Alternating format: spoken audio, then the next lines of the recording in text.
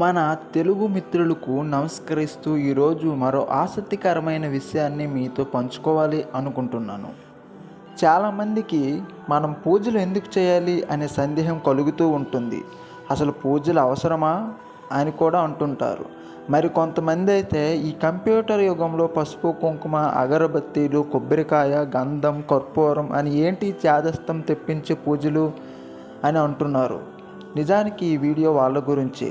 అసలు పూజలు ఎందుకు చేయాలో సైన్స్ ప్రకారమే మాట్లాడుకుందాం. దీని ద్వారా మన ఋషులు ఎంత గొప్ప జ్ఞానం కలిగి ఉన్నారో మనకు తెలుస్తుంది. ముందుగా మనం పూజకు ఉపయోగించే సామాగ్రి నుంచే మనం మాట్లాడుకుందాం. దీపారాధన. దేవుణ్ణి పూజించడానికి ముందుగా మనం ఒక దీపాన్ని వెలిగిస్తాం. ఆ దీపానికి ఆవు నెయ్యిని కానీ నువ్వుల నూనెని కానీ వాడతాం. ఇలా ఆవు నెయ్యి నువ్వుల నూనెతో వెలిగించే దీపం ద్వారా వచ్చే పొగ వాసన వల్ల శ్వాసకోశ వ్యాధులు రాకుండా ఉంటాయి. అంతేకాకుండా దగ్గరలో ఉన్న క్రిమికీటకాలు నశిస్తాయి. ఆ తర్వాత దేవుడి పూజకు ఉపచారాలు చేసి అలంకరిస్తారు. ఆ తర్వాత పంచామృతాల ద్వారా గంధం ద్వారా పసుపు కలిపిన అక్షింతల ద్వారా పుష్పాల ద్వారా ఆర్ఘ్యాల ద్వారా పూజలు చేస్తారు. ఇలా రోజు పూజలు చేయడం వల్ల గంధాన్ని పసుపుని రోజు ముట్టుకోవడం వల్ల శారీరక రుగ్మత వ్యాధులు రావు.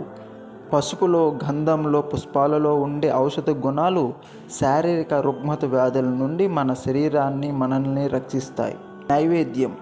నైవేద్యంలో ఎక్కువగా మనం ఉపయోగించేది పాలు. అయితే ఈ పాల ద్వారా వచ్చే లాభాలు మనకు తెలిసిందే. తాంబూలం. తమలపాకులు ఒక్కలు పెట్టి దేవుడికి తాంబూలాన్ని సమర్పిస్తారు. అయితే ఈ తాంబూలం అనేది మనం తీసుకున్నట్లయితే ఆహారం త్వరగా జీర్ణమవుతుంది, అలాగే దంతాలకు బలం చేకూరుతుంది. నెయ్యి.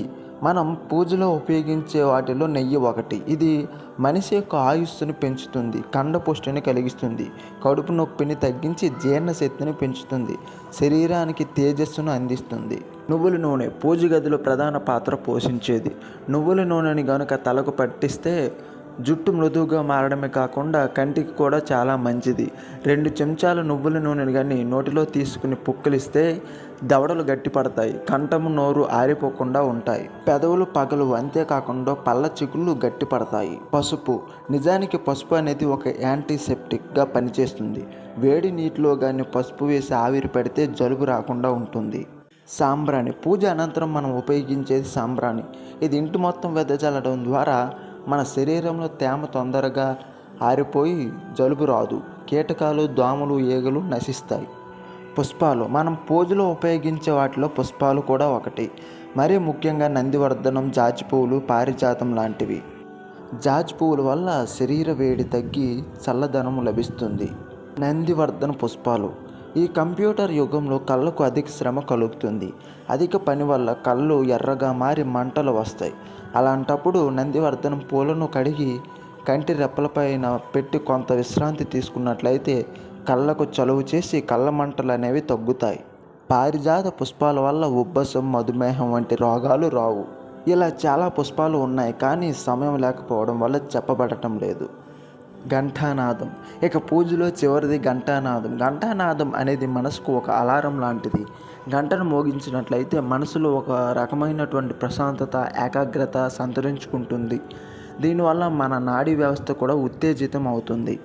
ఈ విధంగా మన సనాతన పూజా పద్ధతిని కనిపెట్టిన ఋషులు అటు దేవునిపై భక్తిని పెంచి మనుషుల్ని సన్మార్గంలోకి వెళ్ళే విధంగా, అదే సమయంలో ఆ పూజ చేయడం వల్ల మన ఆరోగ్యాన్ని ఆయుస్సుని వృద్ధి చేసుకునే విధంగా రూపొందించారు. అందుకే ప్రపంచంలో ఎన్నో మతాల పూజా పద్ధతులు ఉన్నప్పటికీ మన భారతీయ హిందూ పూజా పద్ధతి మొదటి స్థానాన్ని పొంది ఉన్నది. జై నమో నారాయణాయ.